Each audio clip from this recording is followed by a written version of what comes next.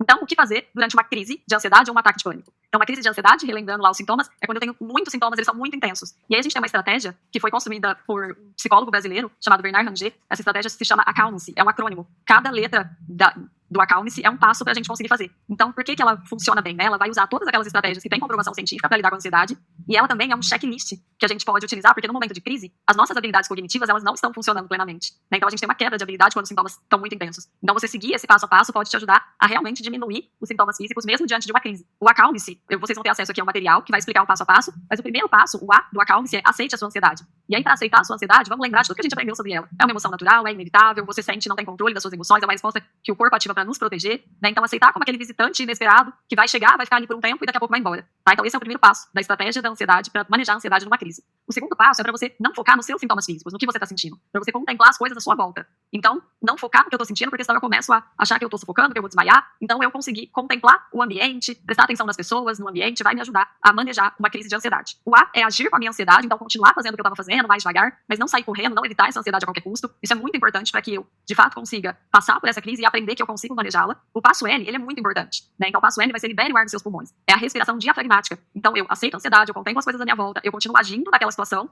e eu faço a respiração diafragmática. Então, esses são os 4 primeiros passos dessa estratégia para manejar uma crise ou um ataque de pânico. Depois, o passo seguinte é mantenha os passos anteriores. Então, tenha paciência, não vai ser mágico, né? Talvez eu tenha que repetir todos os 4 passos. Então, manter os passos anteriores é o próximo passo. E o passo E é examine os seus pensamentos. Então, depois de aceitar, depois de continuar agindo, depois de respirar, eu vou ter condições de perceber o porquê que eu tô ansioso. O que eu tô pensando? O que tá passando na minha cabeça? Esse pensamento é realista? Eu tenho evidências de que isso vai de fato acontecer? Então, esse passo é o passo da estratégia cognitiva. O passo S é valorize, sorria, você conseguiu. Né? Parabéns, você colocou em prática comportamentos que te ajudam a de fato lidar com essa crise. Reconheça isso, perceba que você tem recursos, né? Não subestime seus recursos.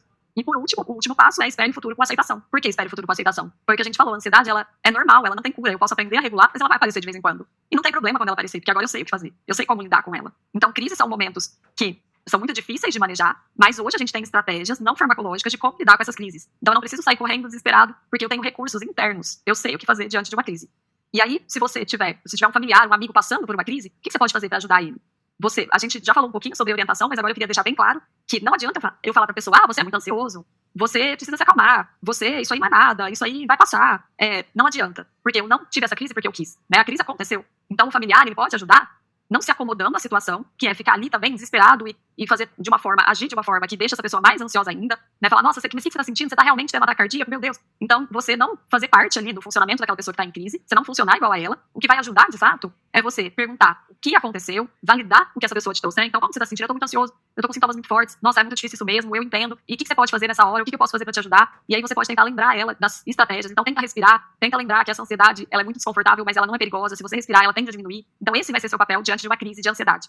Tá? Você ajudar a pessoa a se lembrar dos recursos que ela já tem para lidar com aquele momento tão difícil. E aí, por último, a gente pensar aqui em como prevenir novas crises de ansiedade ou diminuir, né, não ter mais ansiedades com tanta frequência, diminuir mesmo esses episódios daqui para frente. Então, a gente chama isso na terapia cognitivo-comportamental de prevenção de recaídas. Então, o que é prevenção de recaídas? É eu ter expectativas realistas de que posso sentir aquele desconforto novamente, né? Então, eu não tenho garantia de que eu não vou passar por situações difíceis, de que meu cérebro não vai automaticamente achar que eu estou numa situação de ameaça ou não vai imaginar um desfecho ruim diante de alguma coisa que está acontecendo na minha vida. Então, essas preocupações, elas vão passar pela nossa cabeça, mas eu posso, apesar das preocupações, agir diferente daqui para frente, né? Então, ter expectativas realistas de que isso vai acontecer, mas que agora eu tenho recursos para lidar. Então, lembrar todas as estratégias que você aprendeu, rever lá no seu caderno as suas respostas a cada exercício que a gente foi fazendo, rever quais estratégias você pode utilizar. Então, quando eu estiver ansioso, eu pegar meu caderno, abrir meu caderno, ver quais estratégias eu tenho, treinar esses recursos fora de situações ansiosas, também vai me ajudar a prevenir novos episódios de ansiedade, avaliar os meus resultados, né? Então, lembra que a gente olhou quais são meus sintomas, qual é a frequência, qual é a intensidade. Então, daqui a um tempo, daqui a um mês, 2 meses, avalie novamente quais são os meus sintomas hoje diante de situações que são difíceis para mim e que eu fico ansiosa. Qual é a frequência que essas situações estão acontecendo? E qual tem sido a intensidade, lá naquela régua que eu construí, aquela avaliação pessoal da intensidade, né? De 0 a 10. Hoje, qual é a intensidade da minha ansiedade? Então, fazer isso ajuda a gente a perceber que a gente está conseguindo. Aumenta a nossa autoeficácia, o quanto a gente acredita que a gente é capaz de lidar com esse desafio. E por último, releia, refaça quantas vezes for preciso. Tudo que vocês aprenderam, tudo que nós falamos hoje aqui, são estratégias que foram testadas e funcionaram para a maioria das pessoas que passaram por tratamentos não farmacológicos de ansiedade.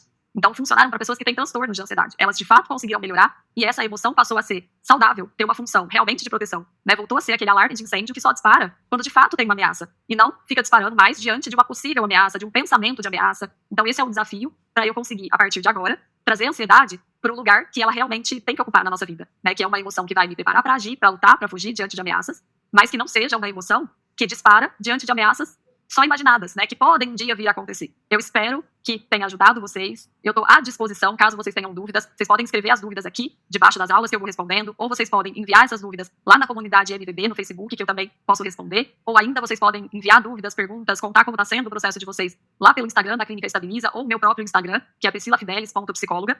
E foi um prazer construir junto com vocês hoje uma nova visão de como a gente pode cuidar da nossa saúde mental. Então, todas essas informações, elas ajudam a gente a ter um novo olhar sobre cuidados em saúde mental, com menos preconceito, com mais atitude. E muito obrigada por fazer parte dessa construção junto com a gente. Até breve.